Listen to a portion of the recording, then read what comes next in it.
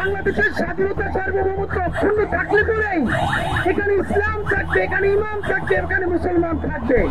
আপনারা সংযত থাকেন। এইরকম প্রত্যেকটা ঘটনায় বাংলাদেশের মুসলমানদেরকে আমরা সংযত থাকতে বলি। আপনারা বলেন এইরকম সংযত থাকতে থাকতে কোনো একদিন যে তার ধৈর্যের বাদ ভেঙে যাবে না, তার নিশ্চয়তা কে দিবে?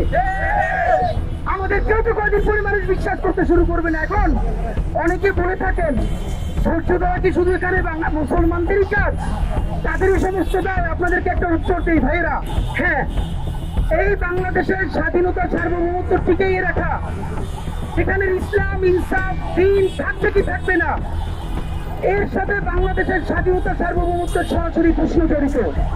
বাংলাদেশের স্বাধীনতা সার্বভৌমত্ব অক্ষুণ্ণ থাকলে পরেই এখানে ইসলাম থাকবে, এখানে ইমাম থাকবে, এখানে মুসলমান থাকবে। আর যদি এখানে স্বাধীনতা সার্বভৌমত্ব ধ্বংস হয়ে যায়, তাহলে বন্ধুরা আমাদের কাশ্মীর হয়ে যেতে 3 দিনের বেশি সময় লাগবে না। তাই এই রাষ্ট্র টিকিয়ে রাখার দায়িত্ব যেহেতু সব থেকে বড় দায়িত্ব মুসলমানের, সে পরিবারের বড় ভাই হিসেবে তাকেই সব থেকে একটা স্বীকার করতে হবে। আমাদের আর কিছু করার নাই ভাইয়েরা। আমরা যারা পরিবারের বড় সন্তান, আপনারা জানেন ওই পরিবারের অক্ষুণ্ণতা ধরে রাখার জন্য তারাই বারবার ত্যাগ করতে হয়। এখানের মুসলমানরা হল বাংলাদেশ নামক রাষ্ট্রের সব থেকে গুরুত্বপূর্ণ স্বাধীন সার্বভৌম সন্তান।